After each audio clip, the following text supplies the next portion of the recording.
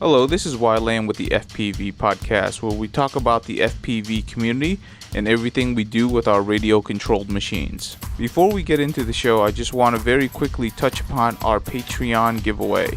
This is a monthly giveaway that we're going to be doing for our Patreon supporters.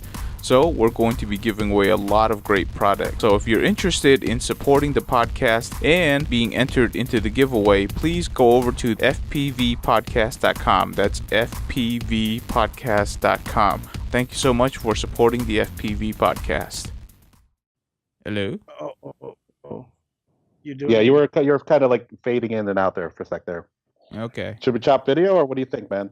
You got some kind of rave going on downstairs? I have no clue what's going on. All right, you guys keep rolling video. I'm gonna shut off my video, see if that helps. Hello everyone, welcome to this week's FPV podcast. We have our favorite frame manufacturer back on again, back from Detroit, Joe. But before we say anything else, oh man, hey, this is take two. Just want to say that.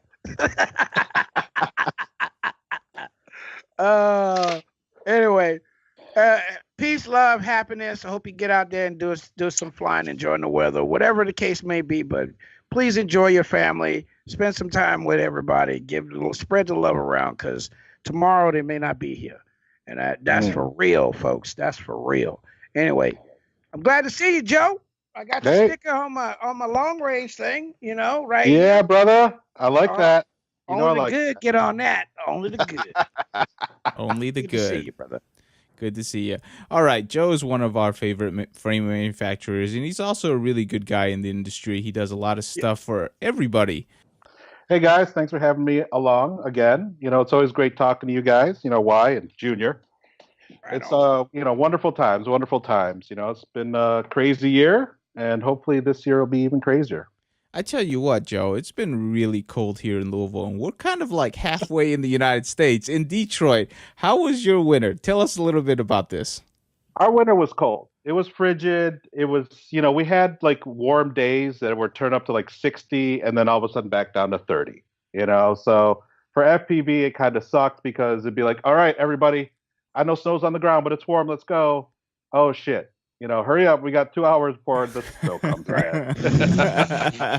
That's usually how it is. Now, everybody... Number 58 coming in. Now, everybody know Joe's runs Detroit Motor Company, but what some of you might not know is that his main hustle is creating video games, specifically educational video games. So before we get into all that great drone snazziness, Joe, give us an update on your video game company. What's going on over there? So actually, it's a company called Alchemy. We take the hard subjects in college life and try to make them easier. So we're starting with organic chemistry, right? Because that's a subject that any doctor, pharmacist, or whatever, biomed has to take, and there's like a 40% fail rate. Wow. And our philosophy is that kind of grown up. Yeah, a lot of people have, me included. I'm actually finally understanding it. Wow. But it took me a long time. So, my philosophy is that not everybody's the same kind of learner. So we don't do like book learning, right? It's not like gamification in education really means, hey, put a question on the screen and have them tap A, B, C, or D. That's not gaming. Now, gaming is what we're trying to do is like introduce tactile feedback into the game, right? Where you understand, like in chemistry, how electrons move between molecules. So we just released, one of our bigger apps out there. It's called Mechanisms. It's on the iOS App Store, Android App Store very soon. Download it. See if you can figure it out. It's built for chemistry students. So if you're not a chemistry student, you're probably not going to get it right away. But I think there's a great puzzle game in there that we're going to keep building on. Awesome. So that's kind of my update. Yeah. Yeah, that's pretty cool. Now, you've been doing video games for quite a while now, right? Oh, yeah. Yeah. Yep. I think the first one was released in 2006-ish, something like that. Yeah. Yeah. There so 12 years. And, been doing a lot of doing AAA games, mobile games, partnering with large companies like Microsoft to do games for their experimental hardware. We were touching Kinect while it was still codename Natal way back when, stuff like that. If you went to a Microsoft store in the early 2010s and they had a Microsoft Surface. Every game on there was developed by by my companies and stuff like that. So yeah, we do some games. So there you have it, folks. Yeah, he's been around the block when it comes to he's video an games. undercover OG. Undercover video game OG. There you go. That's what that is. That's right. So that's part one of the company he owns. Now comes part two. Because, I don't know, he doesn't like sleep or something, because it's already hard to run one company, never mind two. Oh, wow. You would not believe. I actually don't own Alchemy. I'm just the CTO of Alchemy. So just let's get that straight. I don't want anybody saying, why'd you say that? Yeah. But, I'm a partner in it, and I've been working with them for 4 years, but I've only been full-time for about 1.5 years now. Oh, like my first game, I gave them their first game for $1, and it actually won an award from the Royal Chemistry Society. It was kind of cool. But anyway, so the other company that I do is Detroit Multirotor Company, as a lot of you know, and we've had a really busy last year. Nationals, the whole bit. MDX was totally awesome. Then we kind of in Detroit we fall into winter where it's all indoor all the time. And we're making our little 2.5 inch quads and our 3-inch quads and stuff like that. So we've had a couple updates to our Whoop-D series. It's like the 88 millimeter series. There was a group in Canada that was exclusively flying Baby Hawks. And, one of the complaints about the Baby Hawk is that the frame is plastic, right? So it wears out, it wiggles, whatever. Vibrates. So, it don't wiggle. It vibrates. So, we took it upon ourselves to take an existing frame we had and just reconfigure it so that you could use all the Baby Hawk parts, right? So let me see if I can reach over and find one. So this is our Whoop-D 88. Got the Emax, it's got the Emax things on it, right? Emax motors, all that stuff. It's got an F3 Magnum stack. So you could get a Baby Hawk with a carbon fiber frame. That's always useful. It is always useful. Yep. And then what's another one? So here's another one I built just for funsies. It's like a top mount, 2.5 to 3-inch frame, right? Because everybody likes top mount. So it's top mounted. This was built for the HGLRC Zeus, which is actually a long flight controller. Like a lot of short ones are like 20 by 20, and that's like 20 by 20 straight up. But the Zeus is actually pretty long. So it gives you that freestyle feel, that freestyle look in a 2.5-inch frame. So that's pretty cool. We've been doing stuff like that. And now spring is upon us, and so it's time for the big boys. It's time for the big boys. But speaking of that, on Facebook, you've been popping up a lot lately. We've seen some things from Buddy RC, our buddy Andrew over in Cincy's got some new stuff. So let's go ahead and talk about some new frames that you got going on. Obviously, you got wide drooling over here. That's what it is. There you go. There you go. Yeah. No, I got too many toys already. I can't do it. He always wants another one. Stop it. Okay, Buddy RC. Look at this. This is the first ready to fly frame that you've been working on? How's that work? So this is interesting. It's not actually ready to fly. There it is right there. The Buddy RC magnet. Now, it's not my box. Technically, it's Buddy RC's box. What they did was they just asked me if they could use the frame. So I licensed them the frame. I'm like, yeah, sure. This magnet frame was made because when we went to Flight Bash last year, we had such a great time. I'm like, Doug and Dale, I'll make a frame for you. And I made this thing called the magnet. It's kind of a variation of our Doberman, but I made the magnet. And so they're doing the 5-inch. I think they're still doing the 5-inch magnet. This is the 3-inch magnet, but they put 2.5-inch props in the case, but it can go up to 3-inch. And the beauty, I think, what Buddy RC is doing right is, if you look, there are all these partners, right? Like RunCam, GemFan, Detroit Multirotor, right? Team Black Sheep, GoFly, SpeedX. Is that they're making a quad where all the parts are official manufacturer parts, replaceable, the whole bit. You know what I mean? So it's not like they used to deal in SPC Maker and like eSheen and all that stuff, right? Well, when your flight controller breaks, what do? I don't know, dude. It's an eSheen flight controller. I don't know what to do, right? Hey, man, my quad isn't working. It's an eSheen flight controller. What do? I don't know. So what's really cool is, let me open this up for you. 2 batteries. You get 2 3S batteries. Ooh. But yeah, but I mean, it's like pretty badass. You've got, oh, hold on, box falling. You've got like a full RunCam camera. I don't know if you guys can see that there, right? You've got the RunCam, official RunCam micro camera, right? Micro 2. You've got a full TBS Unify race in here, right? Real component. It's not like, oh, I don't even know what that is. You've got 25 amp, 32-bit ESC. So when I run mine on 1200 D shot, all the dynamic filtering I could log. Wow, it does 1200 D shot? Yeah, this thing is smooth, it's quiet, it's beautiful. I know a lot of the 3 inches and 2 and 3 inches do not do 1200. They stop at 6 at the most. Right, because they're not using the 32-bit ESC. So this thing has 32-bit ESCs. It comes with 2 batteries. So to me, it's a great value. I love it. I fly one personally.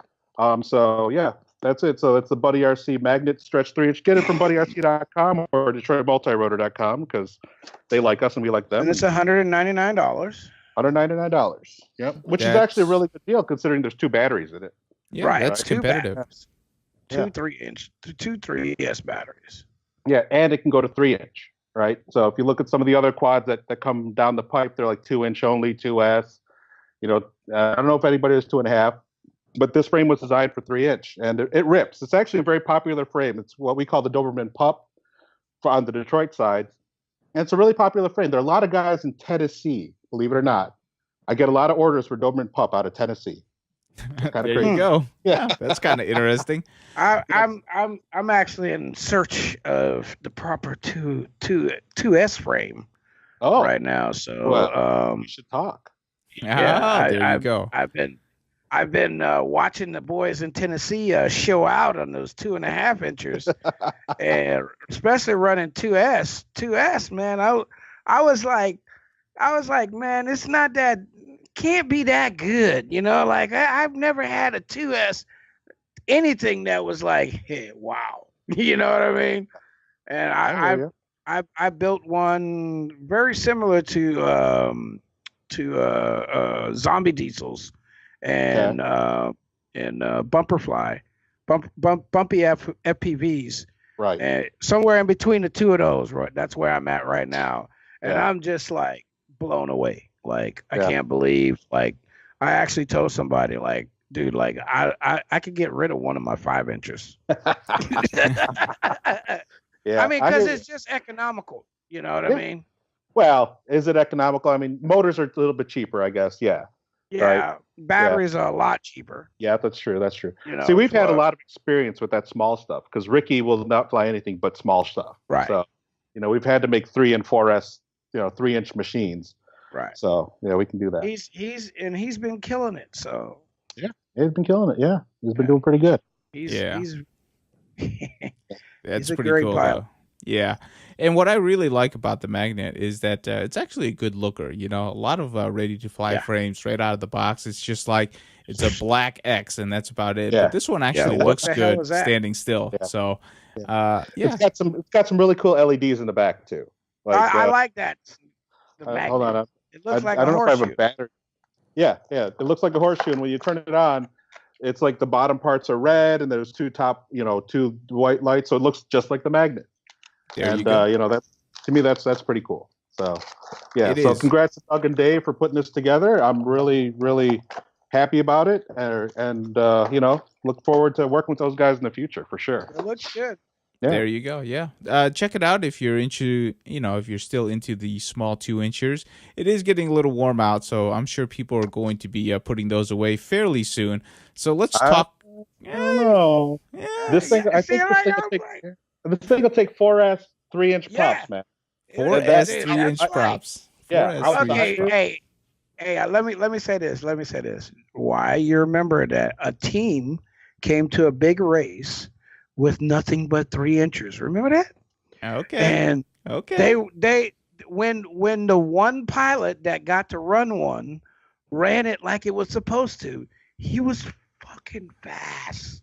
He was dangerous to a 5-inch. Yeah. Man, can you imagine?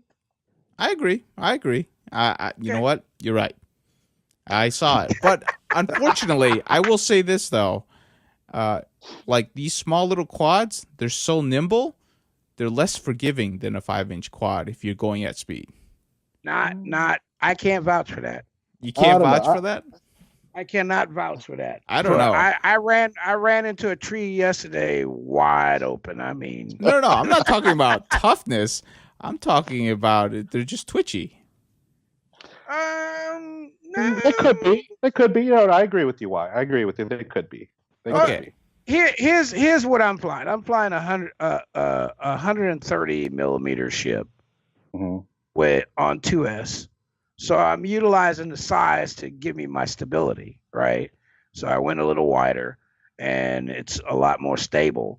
But because of the weight, it's still fast. So I gain in stability, and I still got my nimbleness. I still got my agility, and the runtime is like I got 3 minutes and 30 seconds before the battery's dead. I mean, that's full hard running around the track. Well, what you got to watch out for is in a 20-mile-an-hour wind, which is not unheard of out here in Detroit in the spring. Yeah, you're gonna be fighting that thing a little bit. No, stay on the line. Definitely. Stay on the line. Right. And to our friend Bumpy, since we mentioned him, don't forget turtle mode this time. Anyways, let's go ahead and move on to the opposite spectrum, which is the 7-incher that I saw Andrew from Cincinnati. Okay, so how did Andrew bum a 7-inch custom frame off of you? What did he do? Did he twist your arm? I mean, hey, we're always, somebody will always like ping me and say, hey man, can you make this? I'm like, yeah, sure, why not? I would like to try it because I haven't done it. Let's try it. So yeah, we were already prototyping what we used to call the Borzoi, right? It's our long frame. The Bando Slayer is kind of a derivative of the Borzoi. So we're already prototyping that. And this year, like the overall theme this year, man, which was really hard to find because like everything's been done, it seems, is like interlocking arms. That's the overall theme this year. So we're prototyping that with interlocking arms. And Andrew was like, hey, dude, he's always wanted like big ass ships, And I'm like, yeah, okay, I can do it. And so finally got around to making some big ass arms for it. And he's not the only one, believe it or not. Like at the same time, there's a guy, one of my buddies, Joe, from across the border in Canada. He's like, dude, I want to make a long range ship and all that stuff. So I'm like, okay, sure. Why don't we just throw it together and see what happens? So kill a couple birds with one stone. Now Andrew's got this big ass ship that could take 7-inch props. It's the Borzoi, so it's a long body. It's like at least 100 millimeters at the top. So you could slot a battery in there, and it's just a big boy. And hopefully, I hope to hear reports from him. He said he built it last night. It's totally awesome, the build. And I told him, man, go wreck that thing, dude. I need to know if those arms are going to work, because I just kind of eyeballed the width of the arms, like, oh, it's kind of long, so let's just make it a little bit bigger. I didn't really do any math on it or anything like that. So I'm looking forward to him. Structural math. Are they 4 mil arms or 5 mil arms or what? Well, they're 4 mil arms right now. They're 4 mil, I think 15 millimeter wide. So what does that give you? A cross section of about 60 square millimeters. I kind of do that. That's my eyeball math. 60 square millimeters, a 6x10, a 60 square millimeter. So it's like, okay, fine. We'll try it. Don't forget, you got increased distance angle flex. So exactly. Yeah. No, that pendulum, that torsion effect is way off the end there. But what we have going for us this year is with this crossing arm system, which seems to be very popular with a lot of people, right? The interlocking arm system, is that you extend the arms all the way into the center of the frame. So you've got a little bit on the frame that's like clamped down, right? And then you've got this thing on the end. So the flex is going to be more in the middle instead of like at these weak points, like where it attaches to the frame. So, hey, we'll see what happens. I want him to wreck it. Wreck it. Tell me what's wrong. I'll replace it with better stuff, man, please. Oh, so there you go. I'm looking forward to hearing his report, though. A 7-inch ship, that's it's like the biggest one we've made so far, right? Because everybody wants to go small. Now everybody wants to go big. So it'd be pretty. What I like about... I'm just glad that... Go ahead, Wyatt. Go ahead. No, go ahead. You go for it. I'm just glad that everybody's trying something new. Racing is not for everybody. Freestyle is not for everybody. I try to tell, when I meet new people, I tell them I don't know what is going to do it for you. So I try to fly a little bit of this and a little bit of that to kind of give them an idea. But I say, really, it just comes down to what is your flow. You know what I mean? And you have to make that up. It's just a description of your talents. So Alvin, maybe you can help me out here. All right. So I got these two guys saying they want long range ships, right? And I understand long range when it's like there's a mountain here, man. Let's go surf the mountain, do what Gab 707 does, surf these mountains. I'm from Flatland, right? In Detroit, we got trees and water. Right. Okay, and buildings. But I mean, okay, so I go long range and what do I do? But a lot of people want to do it. Is it just a new experience, or what do you get out of the long range that you maybe can't get out of an airplane? Like if I'm going to go long range, why not just put it on an airplane?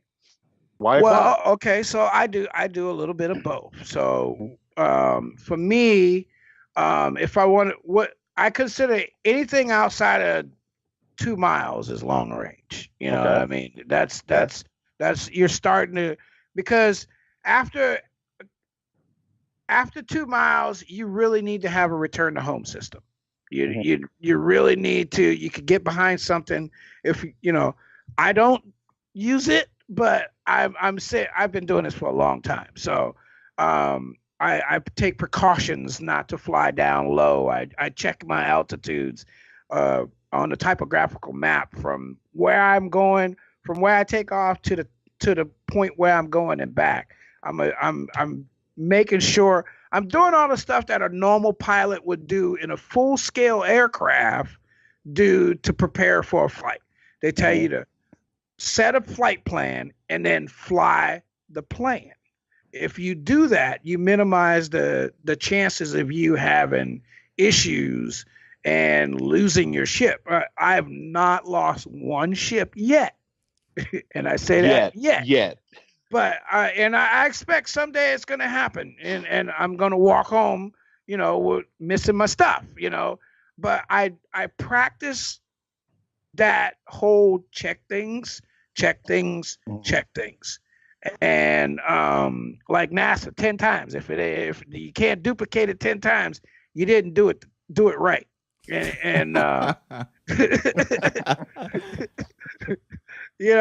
so I mean, what I'm saying is, so that's long range to me. So anything outside, and quads have a hard time getting past 2 miles. Sure. Okay. So you can get 3 miles. You can get 3.5 miles. But that majestic 4 mile and 5 mile mark is a hard one to hit. And even with a long range quad, such as something I built, 6 or 7 years ago with, 370 kV motors, spinning 12-inch props, running a 4 or 5S battery, capable of lifting, 2 milk jugs, and 2 8-pound. A milk jug weighs 8 pounds with water in it, so it's 8 pounds. So I can lift 16 pounds, a bowling ball sometimes, and so that thing can't get 3 miles without a nice slow no wind, Right. Right. I'm like milking it all the way out. Oh, look at the voltage, back off, stuff like that. So don't look at long range for a quad as, you're going 20K, you're not going to get there. That's right. Just not feasible. You need to build a bigger ship for that, right. Because that's where the power is. And for short range, so 2 miles, anything can do it. Really, it's about the efficiency of the ship and the receiver on the ship, right? It's not, you can take one of these little racer quads we got, put longer arms on it, change the props, and you can go far as far as that battery will allow you. I've heard some guys say 3 miles. You can run 3 miles straight out on a 4S 1500 on a racer quad. You're not coming back. That's mean, Elvin. That's mean. Yeah. But he's got a point. point. But that's the truth. You're not coming back. So you feasibly got to make your points. Like I said, you fly your plan. You set up a plan, you fly that. And for the most part, you will be very successful each time you go out. Now this mountain surfing, those guys are not. That's not really long range. You know what I mean? That's like. Well, hold up. Okay, let's hold back a little bit. I think a lot of people, when they say long range quad, they just mean a different type of design, right? We have a freestyle design, which is very agile and proximity driven, right? We have the racer quads, which are, very agile, and they kill a battery in 2 minutes, right? And then we need another term to kind of define something that you can just go out and have fun with, that isn't going to get you stuck in a tree or into the ground because you're trying to get through a gate at 60 miles an hour. And that's kind of where I'm at when I'm doing this long range stuff. I just want a different type of frame. You have the frame, and everybody's trying to develop something that's feasible. I mean, they see 7-inch props, right? I mean, everybody's going around 7s, and 7 is the start of the efficiency. That's how I look at it. The 7-inch props. So when you get to 7s, you start to develop an efficiency. You start to want to look at, balancing your props. Looking at the KV of the motors. At 7 inches, you want to go down, not up. This whole feasible thing of everybody wanting to run 2,700 KV motors, and the only way you're going to do that is to go to like a 90 millimeter motor, right? And you're running 14 or 15S. You know what I mean? That's the only way you're going to do that. All right, let's not go there. We're not there yet, Elvin. We're not there yet. Okay.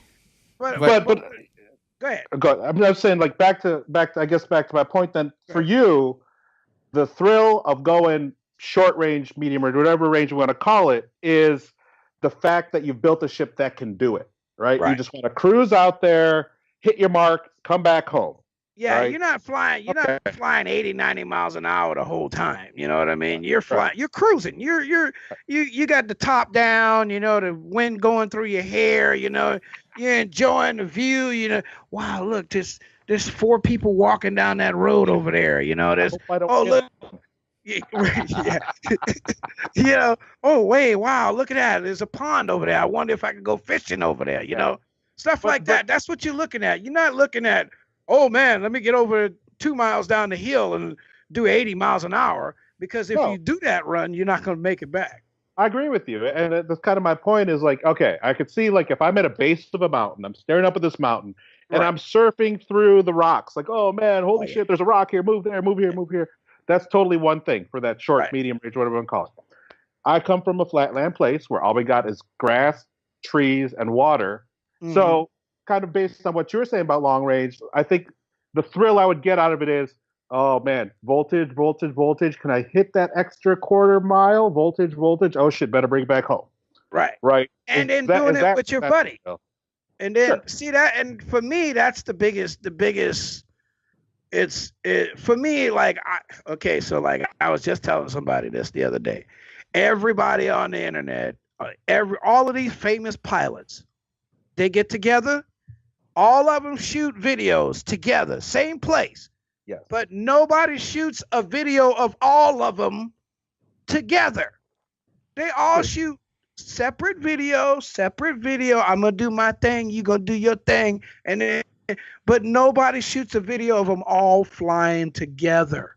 I might say, so here in Detroit, we got this great crew in Detroit, right? Mm. We got Rotor Riot with Drib and Vortex now, and man, like the bando scene in Detroit is just nuts, right? Mm-hmm. I get people calling out of the woodwork saying, "Hey Joe, I need one of those frames. Can you come over? Mm-hmm. Can I come over to your house and pick one up?" I'm like, "Yeah, sure, whatever." They do that. When they do that vlog style, right? You see like 7 people all flying at the same time. So I think for bandos, at least, they do that. But for long range, sure, maybe they don't. But for bandos, they do the squad. They call it squadding up. They got some great videos of all of them getting together and doing that stuff. That's awesome. That's awesome. I guess I haven't seen them all. You know what I mean? It's hard to keep up with everybody's video. I hear. That's one of the things that I love tandem flying. It's one of my favorite things. It shows a lot of skill in pilots when 2 pilots can meet each other in the air and fly along, and it's not like we like Joe pulls up, gets out his quad, and we take off and we're flying, and it's silence. We're talking to each other. Hey, man, see that tree off over to the left? Let's veer over there right now. And we both make our turn. And you talk to each other like that, and you develop a flying style together. So as the group gets bigger and bigger and bigger, because we've had, trapping them, I think they did seven airships in the air at the same time flying, and it was epic, and it's always been epic, and it's still epic, and no one else has done the same. But to get back to what you're talking about, long range mountain surfing, you're not going to do that in Detroit. Nope. You're going to do pond surfing. Is that what am I going to go fly low over the waves and the we lakes out That's here. what you're going to have to do. That's what you're going to have to do. All That's right. that's going to be your thing. So like there's a make a spot to put a piece of pool noodle over the top of the quad. What? All right, Elvin, you're banned. You're banned. Okay. You go bloop. That's the thing. I don't know, man. It's like I've seen this happen twice. I've seen a guy say, "I'm building a quad to go out in the river, go across the river," and he went across the river, and as he was coming back, bloop, and luckily he was smart. He put a piece of pool noodle on his quad before he took off, and it floated. And somebody drove out in their boat and went and got it and brought it back to him. So that's why I said that. That's exactly why. All right, you're done. You're done. First couple of times you get out in the water, man, you got to be careful because Don't listen to his advice. Don't go over water. I will say this, Joe. I will say this. Like when it comes to flying any distance, the first few times you do it, it's a different sort of adrenaline, right? Because you're not used to going in one direction for that long. And then having to calculate, well, actually with OSD nowadays, it's pretty easy to calculate. But if you don't have OSD, it's a little bit more risky. So have OSD. It's super helpful. But I would encourage you to do it. But I also have a few suggestions because Elvin brought up a few good points. And like I haven't seen this in frames, and maybe you can incorporate some of this in yours. Number one, long range flying. People actually do want to see their quads, and if they do fly in tandem, they want to be able to see other people's quads easily. The current designs and the current black frames don't accommodate that, and the designs don't really accommodate having good LED placements to follow each other. So if you look into that, I guarantee you can build something that could actually accommodate tandem flying or group flying that would actually make more sense. Yeah, because you're not flying at 70 degrees. That's the other thing too. You're not at that 70-degree mark where you're gonna, like, if you come up behind somebody, you're definitely gonna see the LEDs. Yeah. So you're at a lower angle, cruising. So So if you have maybe some reflective carbon, better placement for LEDs, like I think that would be really cool, and like people might be into that because you do like twilight flying where they're easy to see, and then you can do some like really good group flying. I think that'd be pretty cool to watch. Elvin's already like he's in a different stratosphere. Okay, no, but let's go ahead and move on. Otherwise, Elvin will talk another 45 minutes. Actually, hold on. Before we move on, I just want to point out that I just got messages from Andrew. And he threw a battery on that sucker, and it sounds like he's loving it, man. Sounds like he's loving it. That's what I'm talking about. There you I'm go. gonna have to try. And I mean, the whole LED thing, I got to do that for Ricky anyways. Might as well. We'll get to Ricky here in a second. All right. Besides the magnet and the 7-inch frame that Andrew has, any other new frames coming down the pipe that you want to tell us about? Give us a sneak peek.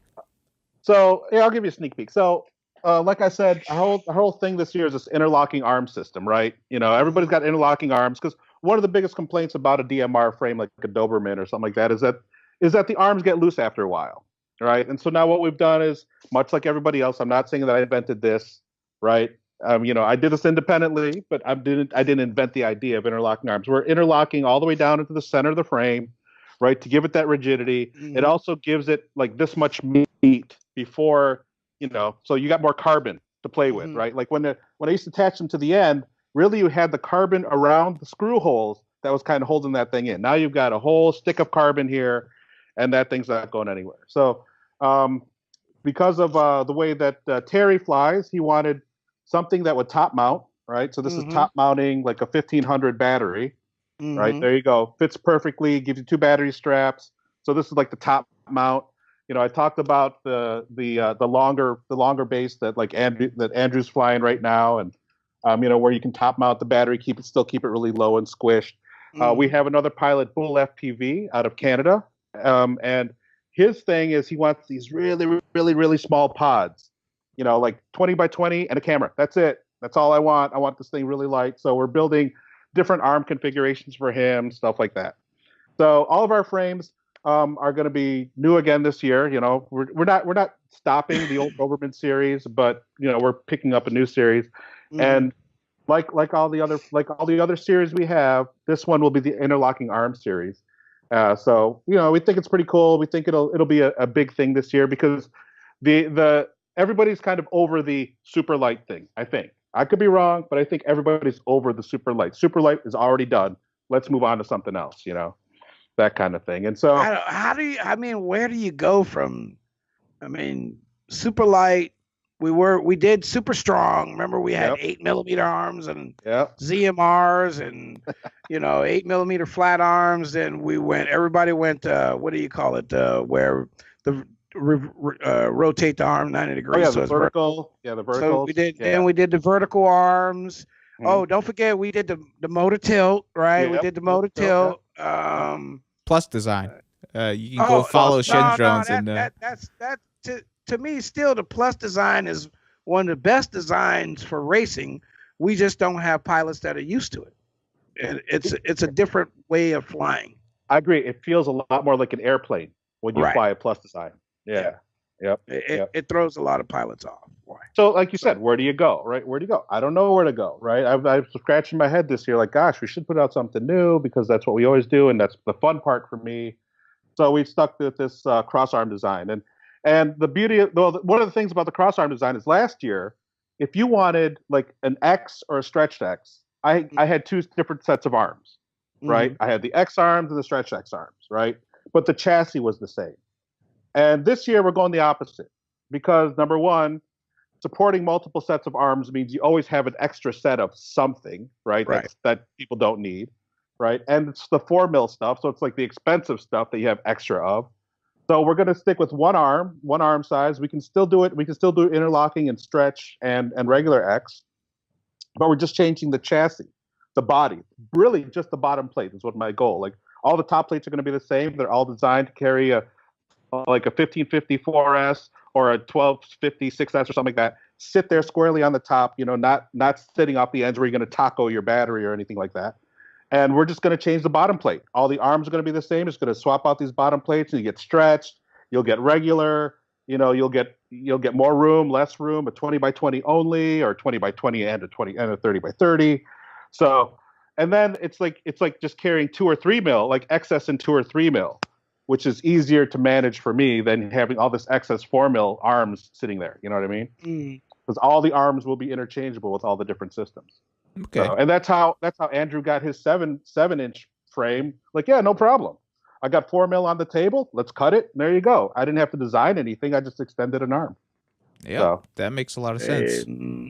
I think the big thing for 2018 is a lot of components are starting to get smaller, like VTXs and cams. So like frames can technically get smaller, or they can mount them in different places where people. Right. So it's always interesting. Things are getting smaller. We're seeing that too. Like the HGLRC 20 by 20 stacks. They have a 40 amp, which is one of the things we carry. A 40 amp ESC, 40 amp 32-bit ESC in a 20 by 20 stack. Now, we haven't had warm enough weather where we could really like push this thing and see if it really lasts forever. Right. But, you know, I know that SpeedX, Acon, they're all working on that kind of thing. So then you get to this weird, interesting thing like with Bull FPV is I make your pod really small, man, but you want a top mount a battery? Dude, the dang thing looks like this. And I was like, okay. Yeah. All right. Poke a hole in the battery when he crashes. Exactly. I mean, that's Taco City, right? You take that first crash on their battery, and it's curling over your camera and your back. You know, It's a so protective case. right. So even though the components are getting really, really small, I think that one thing you're going to find, especially with the people who want top mount, because top mount is back in fashion, is that your top plate or whatever you're putting this thing on has to support the weight of the battery, right? Which then, it's like people go by looks for almost everything, right? Here, let me give you an example. This, can you guys see this? Yep. Can you guys see how much room is in that thing? Yeah. So this is That's our a old CMR. Pitbull. This is the Detroit Multirotor Pitbull, bro. This was before. Oh yeah, that's right. I'm sorry. So back in the day, all of that would have been filled with components, right? Your VTX was as big as this dang receiver, right? And so we, as an experiment, I just put in some modern components and look at how much room I got in there. So if I design a frame that's built for a 30 by 30, but you put a 20 by 20 in it, you're going to look at it and say, man, there's a lot of room in there. Why don't you shrink this thing down? And so I'll shrink it down, and you're going to put your battery on there, and it's going to look like this, right? You're like, man, that thing's ugly. Why don't you make it bigger? I'm like, dude, I told you, right? Okay, fine. So that's our goal, anyways, this year is to really support the batteries, because batteries are changing too. Last year it was our line 1550. That was pretty much what every bracelet ran. I know the China hobby line batteries are getting longer. People want 1800 6S's, which are longer. So we're really just trying to support that battery and keep with that cross arm design. That's our goal this year, at least. No, it makes a lot of sense, and that's good segue into our next topic, which is the fact that the Detroit Motor Company and his team and everybody else has to contend with the open cell limit now in MultiGP. So we've gone from 4S to 5S or 6S. And we originally started off with 3S. We did, and we thought that was going to be enough. Little did we know, right? Little did we know. I'll be honest with you. I thought honestly, remember having a conversation with you a few years back, way back in the day when we first met. Thinking, 3S is pretty good, man. These guys going to 4S, that's crazy, dude. They're going to have like efficiency problems all over the place. Right. And that's what I believe. The next thing you know, it's like, dude, if you're not doing 4S, you're not doing nothing. Right. It's true. We have the efficiency problems we kept talking about, but that's not important. Right. Yeah. We don't have 4-minute races anymore. We have 2-minute races, so it's okay. It's okay. It's not okay. I like the 4-minute races, to be honest with you, but that's a different story. But I do too. But I tell you what, we've heard a variety of opinions, both on air and off air, about 4S, 5S, and 6S. There are people that are going to be like, I refuse to go down KV. I'm just going to run it until it burns up into a fireball to where, I am going to lower my KV and match my max RPMs to what I have in 4S. What are all your opinion? What's your opinion, Joe? What's going on with the Detroit Multirotor team? So with the Detroit Multirotor team, we're split. I mean, we're actually still 4S pretty much, right? But like I said, we're just coming out of winter. Nobody's been out there. Nobody's seen or experienced anybody out there running like 6S massively or anything like that. So our opinions could very well change. But right now we're still, strongly 4S, but we're looking to the future because we know it's a thing with racers, right? If I said 2300 or 2600, nobody would look at 23. They say, I want 26. 2207, 2204, 2207. Why? It's bigger. It's bigger. You want a 5046 proper 5046? Why? It's bigger. Dude, it's bigger. It's got to be faster. It's bigger. Right? And with 6S, I don't know if that's going to fly as much. I could be completely wrong, but I don't think it's going to fly as much. I think that doing a 6S thing may be nice in that in order to maintain the same weight as like a 1500 battery, right? You have a little less capacity, right? Because you get 2 extra cells you're dealing with. And it's such new territory that people will, they're going to try to find this efficiency, right? And then when everybody finds this efficiency, everybody's on kind of a level playing field. Then people are going to say, "Oh, I've got 100 more kV than you. Ha, I'm faster." Right? "Oh yeah, I've got 5 more degrees of pitch. Ha, I'm faster." Right. So, but at least in this initial area, we can try to get everybody down to like, "Hey, man, efficiency matters. Let's see if we can do 2.5 minutes on this." So. I think 6S is coming. I'm still like, dude, I thought 3S was enough and 4S took it. So I'm not even gonna try to like say that people are gonna be rational. I'm gonna be irrational too. I'm just gonna say, look, 6S, it's coming, deal with it, right? Now what's really gonna be interesting is the motor manufacturers. Because all winter, all last summer, I got a bigger motor. I got a bigger motor. I got more kV. I got more kV. You know, and that's all they're showing me. It's like 2800, 2800, 2850, right. you know, stuff like that, right? So now, you know, they're going to have to come down. I think they're going to come down, right? Probably start at 1,000, 1,200, whatever the internets say they should do, and then you know, we'll work from there. But math says 1,400 to 1,600 is perfect for success on a 6-inch or 5-inch prop. 6-inch. 6-inch 6S. Yeah, I know that the ESC manufacturers are already kind of, you know, getting there. Ricky actually said to me, "There's a 70 amp ESC out there." I'm like, Ricky, if you need a fucking 70 amp ESC, I think you got to rethink some things, man. Right. You might. You're just making heat for making heat's sake. You know, you're not doing anything. We're microwaving stuff. Get your laser and just call it quits. Yeah, right. Hey, now if you have that 70 amp ESC on a 1,000 millimeter quad, I can totally agree with that. Sure. That's feasible. Sure. That's feasible. Yeah, I mean, that's funny. It's way back in the day when we first started, right? Like the plastic DJI, you know, stuff, right? With 300 kV motors, 12-inch props, you know, stuff like that. You're kind of moving back to those days in a way. Yeah, I got 40 amp ESCs on my Hex, my DJI Hex, and like immediately realized, like right after I took off, like I don't even need that big. Like I could have just bought 20 ampers. Yeah. What I find amusing is people forget the days when we used to run a 2204, 2300 on 12 amp ESCs and it wouldn't burn out. Right? Mm-hmm. Oh, man, I gotta have 30, gotta have 35. I gotta have 40, gotta have 45. To me, I attribute that to it's bigger. It can't be worse. It's bigger. Right. So we got to go with that, right? Well, still though, some of these motors out there, you know, the way that they want, you know, increase the KVs, they are battery hungry. I mean, there are so many motors that would just combust your battery, turns it into a fireball. I don't think enough manufacturers actually test for efficiency. They just test to see will it hold. You know what I mean? Will it hold, right? Because you know, I think I'm pretty sure that what will sell is whatever is bigger. Right. So if I can have a 2900 hold on a 5046 Cyclone 2, damn dude, that thing's gonna sell. Right. I'm just gonna blame your batteries for being wussies, right? I'm not gonna blame the motor for me making a motor that's inefficient and wasting a lot of energy, even though it's capable of spinning the prop at that, but you're still wasting another 20, maybe 15, 20% more energy than you need to.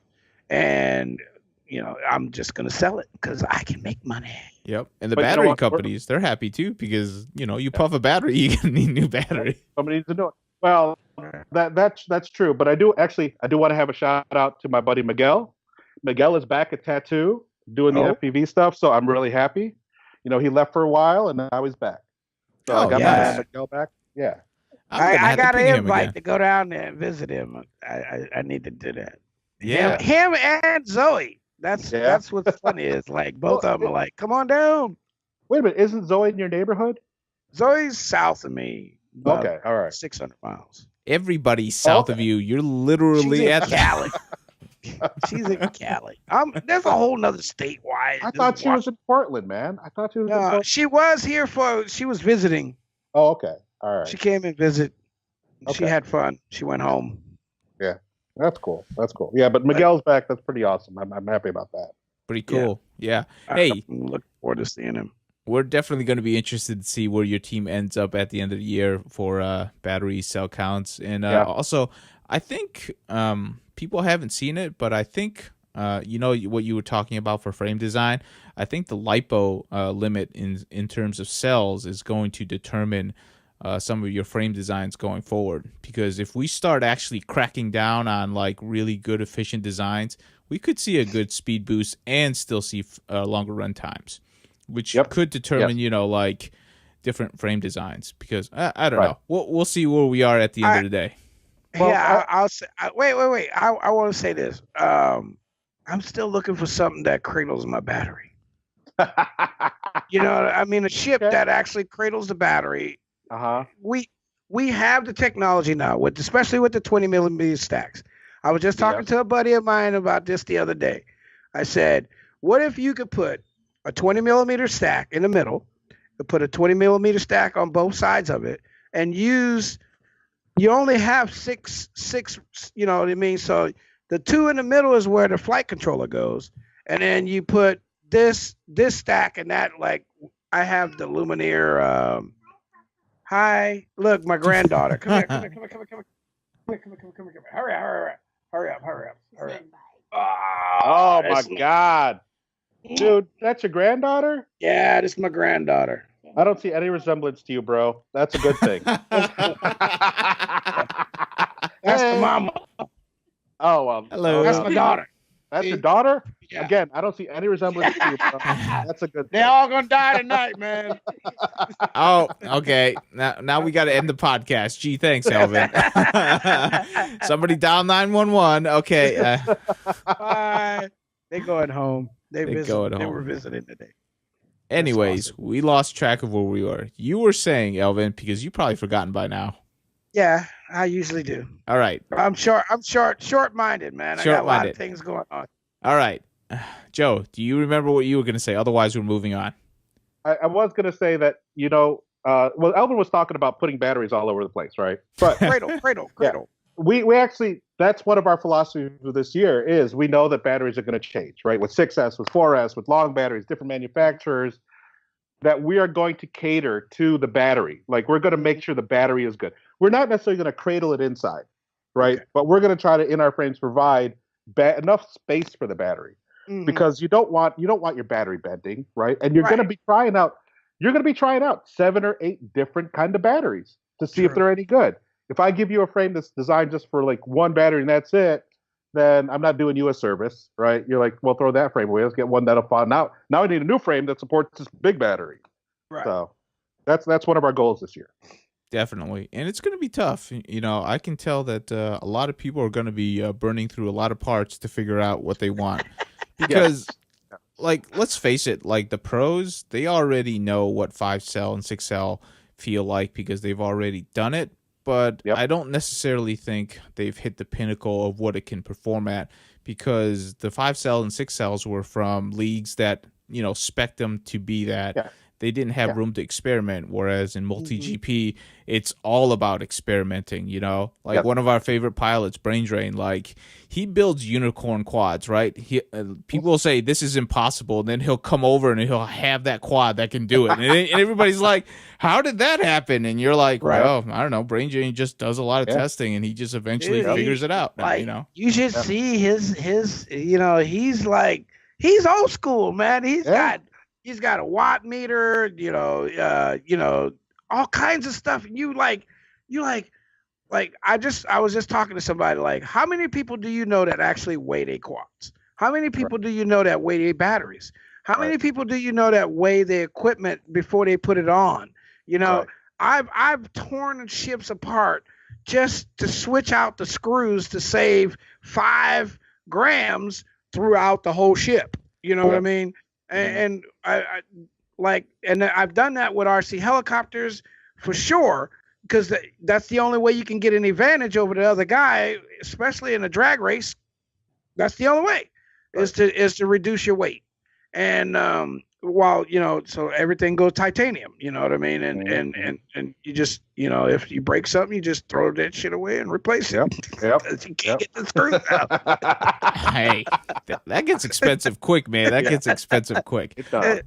All right. But the thing is there's going to be a lot of experimenting. There's a lot of mistakes to be made coming up. It was brought to my attention that a lot of guys don't do all the stuff that they need to do when they're trying stuff out. They go out and buy something, put it on, and then immediately go out and try it out. And depending on whether or not they crash or they survive the first flight, depends on whether or not it's yeah and nay. And they may not have any real basis on efficiency or power usage or performance. It's just it sounded really cool, No, let's not go there. Let's not go there. But you know what? We got plenty of nerds that are probably going to be geeking the heck out of all of this stuff. But let's go ahead and move on because we got another big topic to talk about, and it's related to us. Because hey Elvin, I got the go ahead. We're going to India. I'm just telling you right now. Oh snap! Well, yeah. You got room in your suitcase, brother? I want to go. We got the go ahead. So, as some of you may know, one of Joe's, sponsored pilots, Ricky Bobby. I like to call him Ricky Bobby, even though it's not true. Ricky, he's going. So, tell us a little bit about Ricky, because, honestly, he's a quiet guy. So, we try to get to it. Yeah, he's a funny guy. He's a quiet guy. He's a funny guy. If you watched the first MDX kind of footage on NBC, remember when we had that? Yeah. They've got a picture. They've got Ricky doing his Stevie Wonder with this big shit-eating grin. Like, the dude just loves to fly, right? He's sitting there going like this. Nah, this is so great. They got it on national TV. So that's Ricky. He's a bald dude, really cool, loves to fly, and he's like a big kid, man. I remember taking him to F3 Expo. You remember that? And he got to we had to pick up Orta from the office park where he was flying with all the other guys. Right. And Ricky just jumped out of the car, dude, with his GoPro in his hand, like, I'm here at the office park. He's kind of a big kid. He's really awesome, though. So, yeah, Ricky is going. Ricky is going. And remember when I said Ricky finally pulled out a 4-inch? Uh-huh. It's because he had to, because he smashed his 3-inch, and pulling out that 4-inch, he was able to qualify for India. That is awesome. Yeah, that is awesome. So now he's sending me the rules. And we're like, oh shit. Ricky, this is not the quad you fly. Keep in mind, Ricky likes 3-inch quads. Right. And so what it really sounds like the DCL is really trying to do, or is doing, is they're making everybody make their own ship. But it's kind of going to follow the DRL style, right? Mm-hmm. There's a weight limit, right? 7 to 1,000 grams. Right. Got to fit in that weight limit. And really, honestly, that's not hard to hit, except we've been concentrating for the last few years on getting it smaller and lighter and smaller and lighter and smaller and lighter. And then Ricky, he only flies 3-inch, man. He was just, we got him to 4-inch. Hopefully this year we're going to take him to 5-inch, but now India's going to make him go 6-inch. So we're still deciding what to build for him. Do we want to build a small racer style, right? Or do we want to build the long freestyle ship that can hold bigger batteries and all that stuff and can handle the weight? And when you got a big ass battery on there, does aerodynamics really matter, right? No. I mean, not in this size. Yeah, not in the size. Exactly. You're pulling 6-inch props. You're probably running 4 to 6S batteries, so you're pulling enough thrust. Yeah, it will matter at the very top end. But do you think you're going to really hit that very top end on a 6-inch quad? And true, you're not going to be running wide open for more than 3 or 4 seconds at the most. Exactly, because this has got to be a race where people can see. I don't think the race down the coast of India and all the way back. Right. It's going to be like a regular, MultiGP style race. Right. So many turns, many loops. MultiGP / Dubai, something like that. Something like that. Right. Now, I gotta ask you though, because Ricky likes these nimble 3-inch quads. Is he going to be a little bit behind? Because you got to get him practicing. 6-inch is it's so different, and now it's 750 grams. I mean, that's going to fly way different than. It's going to be a boat, dude. It's going to be a boat unless you can overthrust this thing to the point where it's got the same thrust to weight ratio as a nimble quad, maybe. But definitely that's on Ricky's plate. The whole team is behind Ricky. We are all gonna force him to fly this big mother. Every freaking time we go somewhere, he's gonna fly this big thing. Hey, he's gonna have to love this thing and never go back. Yep, dude. Exactly. I really think that Ricky might improve as a pilot after this. I mean it's I got a couple guys that I tried to get them to change from overslung to underslung, and as a group, and they whined a little bit, and then a couple of them did and a couple of them didn't, and their complaint was it just don't feel right, and I'm like, it's just because you haven't flown it enough, Right. You have to get out there and fly. You can't complain about it you have to put in the time. If it's like when you're riding dirt bikes, right? You might be used to an 80, you might be used to a 200 or whatever your size is, right? But you can ride a 450. You can ride a 600 size. It's no difference. It's just you have to be a lot more careful with the throttle. Yeah, you have to understand the nuances of the quad you're flying, right? Right. Like when you first flew a quad, it was very unnatural. Right. This thing is weird. And I crashed it, and I crashed it, and I crashed it. I finally got to fly a quad, right? And so there's like that period from like maybe 3 months after you first decide you know how to fly a quad, where you're trying out all these things, and you didn't care that it was different. Right. Everything new, everything different was better because it was different, right? Mm-hmm. And then everybody kind of because of race seasons and we want to be consistent, everybody's like, okay, I know all the quirks in this sucker, right? I don't see them as quirks anymore. I see them as the character of this quad. Yeah, right. And now you're just gonna have to learn the characteristics of a new quad. That's all. It's not that big of a deal. And you're gonna have to practice, yes. Yeah. And it's gonna be frustrating because it's not gonna do. Oh, my 3-inch quad would have turned that. Well, it's not a 3-inch quad, so adjust your style so it'll turn that. You know what I mean? Right. And we're definitely gonna have to work with Ricky on this, and I think it'll be fun too. Like this is the year I say I'm gonna get my thumbs back. Right? I don't know if you guys know, but I used to have some thumbs way back in the 3S. Yeah. I could kill it, and now I'm gonna try to get my thumbs back. So we're gonna. Well, see they said at IO they're gonna have an old man race. That's right. Thank God. Hey, I'm commentating that. I'm coming over and I'm gonna commentate the Elvin and Joe race. That's my race this year. I hope. Oh, it's gonna be the Elvin, Joe, and Joe, right? We got Detroit Joe, and then we got Scully Joe. We're going to, and then you know who else we're gonna get in there? We're gonna get Fat Shark Brother in there. Oh, there we go. French. Oh, there we go. French in there. Yeah. Mr. You know why? You know why my handle is Lightning. You know why my handle is Lightning? Because Dave French's handle is Thunder, and I always like to say Lightning comes before Thunder, bro. I'm gonna have to tell him that. Oh, he probably knows it anyways. Yeah, he knows it. Really that's funny. That guy. Yep. Hey, you got to get on those frames, man. I guarantee you, if you get on those frames, there's a few racers heading over to India that might be interested in picking up a few too. I'm pretty sure. Ricky said it's kind of like a political turmoil right now. Like everybody's complaining they got to buy new quads and whatever. And I guess Ricky has the advantage that, well, I'm just going to make them for him. Right. He doesn't have to spec it out. But yeah, if you listen to this podcast and you think you want something that can run at DCL and you want to run the same thing as Ricky, I might be okay with that. Just drop us a line, bro. We'll hook you up. All right. Yeah, I'll definitely send out the notification. Okay, I'll do that for you, Joe. All right, man. Thank you. Yeah, definitely. I don't know. It's kind of interesting. We just did an interview with them, right? I totally understand what they're saying because they're trying to build a sport and they can't build a sport around something that people can't see. I totally understand that, and it's one of those. We all know that. Yep. But what's different is that they're asking the people to build the quads. I kind of wish. Here's the thing. I kind of wished that they had given the people the frames, and then they can just select the components that they want. I think that would have been a little bit easier go around for people. But we'll see at the end of the day. Yeah, we'll see what happens.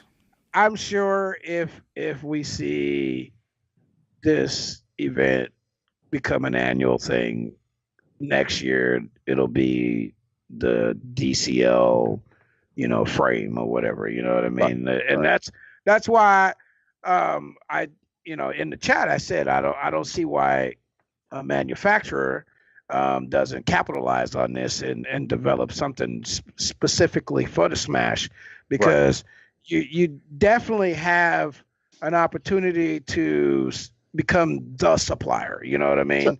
Or have your name live on eternally in the as the frame, the first frame. You know what I mean?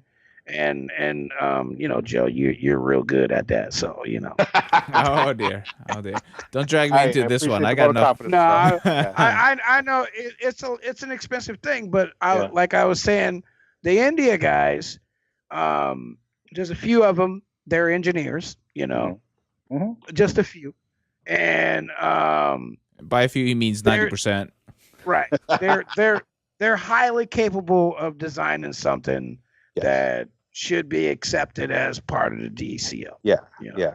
I Yeah. think- And the only my concern is I really hope that they choose somebody who has already designed a few frames. There's a nuance in frame design. right. And I've only discovered this after doing it for 3 or 4 years now. It's not like I can slap together these pieces of carbon, do this, and they go boom, it's ready. There's some testing involved, Right. and there's experience involved too. So Definitely. But I want these guys to have a good experience. Like, So don't put the damn screws 3 millimeters from the edges of any goddamn thing. exactly. Like, right. what the hell?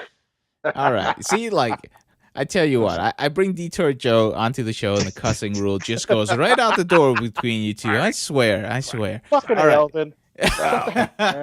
Damn it. You Yo, too. Jimbo. All right. Anyway, no, I- but that's one of my pet peeves with the little frames is that everybody's using 2.5 millimeter bolts or 3 millimeter M3s on the 2.5 inches. I wish they would go down to the next size. Two? Yeah.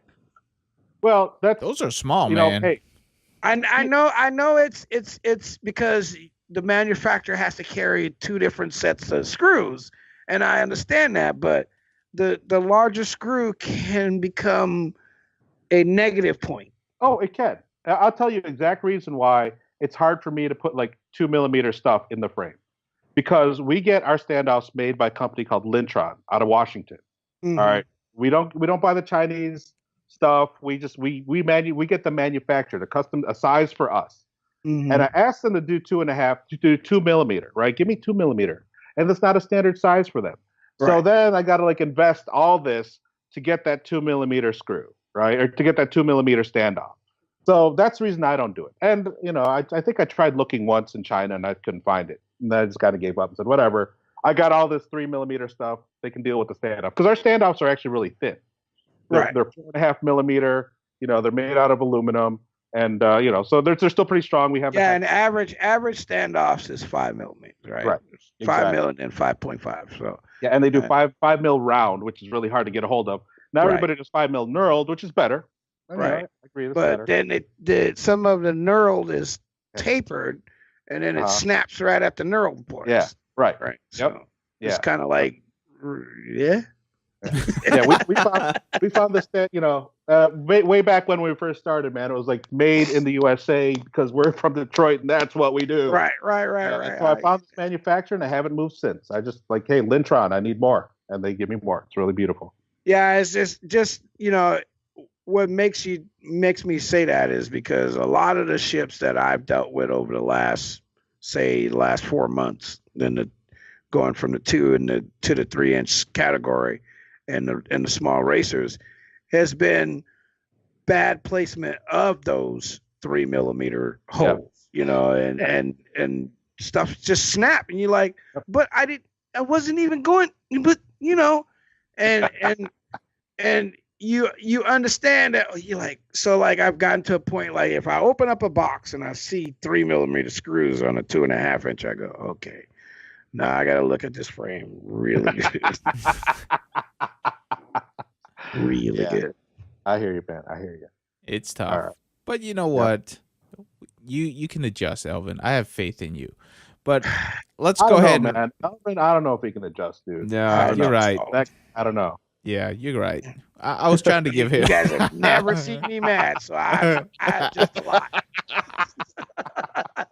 It's all right. You're like half a continent away from me, so I'm fine. Yeah. Joe, let me ask you something. Obviously, Ricky's going to be competing in the intermediate one.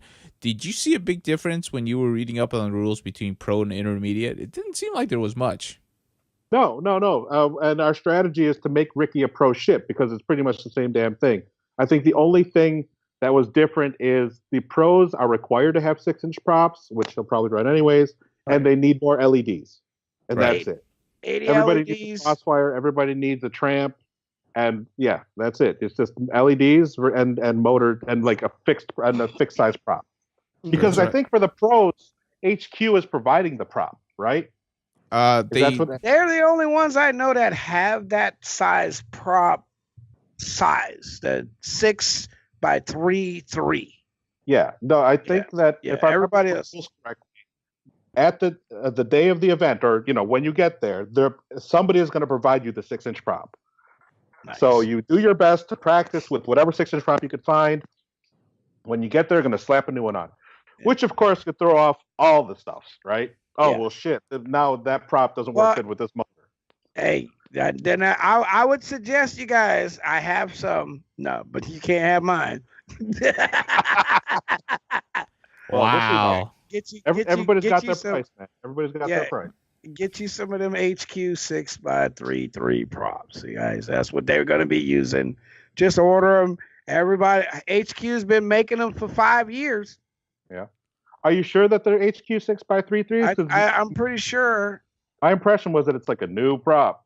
Oh, well, it might be. I don't know the answer to that. I'll have to ask. But I have to look. Yeah, I don't think it's a specific prop, but I could be wrong. Yeah, we'll have to dig into that. But all right, so I tell you what, we interviewed everybody from the intermediates that's going over to Mumbai, and we love that class. So we're going to be doing a lot of coverage of them because the intermediate guys are a lot of fun to be with, and we know a lot of them. So like I'm gonna, like Ricky, we'll be talking soon. Well, we'll be talking soon in 2 months, I guess, but that's a different story. I don't know. Hey, maybe you can drag him out of his quiet mode and get him onto the podcast, and we'll try to grill him for some real stories and answers. Oh, for sure. Yeah, we'll get Ricky on here. I'll ring him up right after we're done. We'll get Ricky on here, I'm sure. Yeah, there we go. So, all right, let's start wrapping up this show. So, Joe, where are you going to be at? When spring's around the corner. Spring's around the corner, man. Yep, our calendar's actually filling up really quick. So it's already March, right? April, the beginning of April, we're gonna kick off essentially our selling season. We're gonna display all our new frames at the Toledo show, which used to be, or probably is still, the biggest RC show in the world. But we're going to be showing off there. We're going to have a bigger multi-GP race there. It'll be kind of nice. Again, this year we'll be hanging out with MDX and Fat Shark. So if you come to Toledo and you need some Fat Shark stuff, let me know, man, because we're going to have Fat Shark in the booth. Me and good old Thunder hanging out all day long. Yep. And then, I think the next big thing is probably, I think in March or in April or May, like somewhere in May, there's Buffalo Bando. That's a Bando race in Buffalo. I think it's sponsored by Ready Made RC. And then we got our good friends at Buddy RC. I think they're doing Flight Bash again. There's always Flight Test. And then MultiGPs just kind of like changed everything around. Right now we only have 6 regions. Our regional final, including Indiana, Kentucky, and all that, will be in Chicago this year. So we'll be doing that. And things pop up all over the place. I know that what's really nice is that we're seeing a lot of more local places, and a lot of cities are actually reaching out, much like you did with New Albany. We have some cities on the west coast of Michigan that really want to do something. We have chapters that want to do something. So hey, we'll support our local guys before we travel very far because it's cheaper. Number one, it takes less time, but we're still a travel team. Our pilots are still doing well. And we're looking for more Canada races, man. We used to go to Canada every other weekend when Joe Scully had his series up there. So we're going to see what we can pick up over there. Well, didn't they just start a multi-GP thing up there? So, Yeah, they have 3 multi-GP chapters, I think, in Toronto, in Southern Ontario. Not Toronto, Southern Ontario. There's one in Niagara Falls area. There's one in the Hamilton area, and I think there's a Toronto one. We always get together with those guys. Dave says Fat Shark Frenzy's happening again this year. They might bring it up to Collingwood, which is always a beautiful thing, man. If you can go to Fat Shark Frenzy, dude, it's great. The people are really nice. It's a beautiful place. It's like in the mountain resort areas. So that's always a fun time. I don't know what's going on the West Coast. We just had one of our pilots, Bull FPV, just came back from the Caesars race in Vegas. Apparently Caesars is going to do more races too. They're trying to really kick into esports. And right across the river from us in Windsor, they've got a Caesars casino. So, hey, maybe we'll be there. Hey, you never know, right? I'm sure everybody's trying something new, right? Every year, there's going to be at least some venues saying, "Hey, we want to give this a shot," and all you have to do is be there, and stuff happens. Stuff always happens. It always happens. Now, do. so before we let you go, Joe, I'm gonna let you rub your magic ball and tell me your predictions for 2018. What any predictions that you want to shout out to? Oh man, that's a tough one, dude. That's a tough one. I predict. Actually, here's a prediction. Only and mainly because we actually just picked up a new pilot over the weekend, Neon FPV, out of the New York area, the Buffalo area. He's 11 years old, and this dude just kicks some ass in acro tiny whoop, kicks some ass. Right? So we see a talent there. But following those lines, I suspect that a lot of the top 10 people at MultiGP or whatever league you're in will be the 20 and under, the under 20s, man. Those guys are going to kill it. The 15-year-olds are going to kill it. They started killing it last year. We still had Banny, right? And we have Thomas Bitmata out of Canada. Captain Vanover's still a young guy. We've got all the guys like the Pyro crew the Pyro crew seems like it's like, Mr. Pyro and like his gaggle of kids, right? He's got like 4 or 5 young pilots with him, right? Hey, and I don't mean that as a slander. He's building for the next generation. They're going to show up in the Partridge Family bus. Yeah. Smart guy, man. Smart guy. Yeah. So I suspect that's going to happen. And one thing I really do hope, one prediction I really, really do hope happens is that there is a class in MultiGP for us old guys. All right. Yes. MultiGP is really shooting for the top, and they have to shoot for the top. They're going to shoot for that top 10%. Right. But let the guys, remember, it's a grassroots organization. And these 15-year-olds don't know how to start a grassroots organization. It's run by 30-year-olds and 40-year-olds, right? Let these guys have their day in the limelight. It doesn't have to be a national championship, right? Maybe at IO, here's a special class for the freaking old guys, or something like Yeah, so, to be 45 and up. Yeah, exactly. There you go. Yeah. It's like, hey, that's right. If you come in last, you have to drink a beer. So, it's just how it is. Well, people can't drink beer, so, It's a 40 and up. I think you could. Okay. Well, you're right. Our 40 up is kind of, because we have to race against like the team pilots. You got Ricky, you got Terry, you've got Jeff Comer, Mike Vanston, Jeff. We have to race against, us old guys have to race against those guys. So you know what those old guys do? We have our own 40 and over league. All right. We race the race. We catch our laps. Yes, we're in the 6th, 7th, 8th, and 9th place, but that 6th place person is getting a $5 bill from us. Right. So that's how we keep our over 40s interested. So. Hey, it's always good, right? Yeah, no, I like those predictions, and I agree. There needs to be more categories and get more engagement out of the older community. It's always good, but we'll see what happens. Well, Joe, really appreciate you coming on. It's always, a bundle of laughs. We like to heckle. We like to heckle Elvin a little bit. Talk about his, well, for the people for the people that don't know, we heckled Elvin at the beginning of the show, and we have some fun with this. All right, Joe. We hope to see you this year, because we're all over the place as well, but it's hard sometimes. It is hard, and this weekend's clash, and we'll definitely try to catch up this year. All right, guys. All right, cool. All right, before you leave, give us your social for your company, yourself. If people want to get in touch with you, they want design some frames, or they want to buy some frames. What do you got? Well, our website is www.detroitmultirotor.com. Reach out to me, Joe Engalan, on Facebook. We actually have an owners club called the Detroit Multirotor Kennel. We also have our Detroit Multirotor Facebook page. I get a lot of notifications from there. That's really kind of like the main way to get a hold of me. And then once we start talking for a while, I'll give you my personal number. You just call me up, man.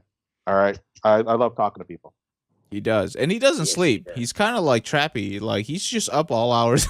That's true. No, let's not talk about Trappy. Trappy has 2 clones. He just doesn't tell us. That boy's he's part Borg. Yeah. He's all over the place, man. There's a post Trappy in Singapore. There's another post 3 hours later. Trappy in Toronto. What the hell did you do that? Exactly. Exactly. All right. Great catching up with you. And definitely check out his frames. They're always been built tough. They're always been great. Dude, Joe, you know what? You need to bring back some of those colored frames. I still have the one from you from the original MDX with the gold arms. That's the best looking frame I still have. You know, I still have Brian Morris's one. That's the one I keep. The one that Brian Morris. Oh, the one where he remember he came back. He came back and he didn't have his stuff, so we had to build him a quad really quick. That's the one I fly. That's what I keep on the wall here. So that's cool, man. Yeah, that's a good remember thing. You know, that's a good one. Yeah. Just let you guys know, folks. That was the best race. That was the best race to date. That's all I'm gonna say. You gotta watch that video. Okay. Anyways, MDX is still a great venue, guys, and I want to keep that. We'll hope we keep that going. I think that's a really great venue. All right. Next year we got to fly planes inside. Next year we could. I think they were going to do that. I think actually Eric Van Lente, one of our team pilots, Sketch came. That was. I think he was either scheduled or he did go down there to fly a micro plane. He did. Okay. But we need to race. Okay. He wants to put a spec wing through there. That's what he wants to do. Yes, I want to do. I could just see it. Yeah. And you got to do 2 rolls. Okay. Hey, all I'm saying is that foam still crushes just like quads do down there. Right. Everything breaks. All right, Joe. All right, guys. Hey, man, thanks for having me on the show. I really appreciate it. Not a problem. And we are out for the day.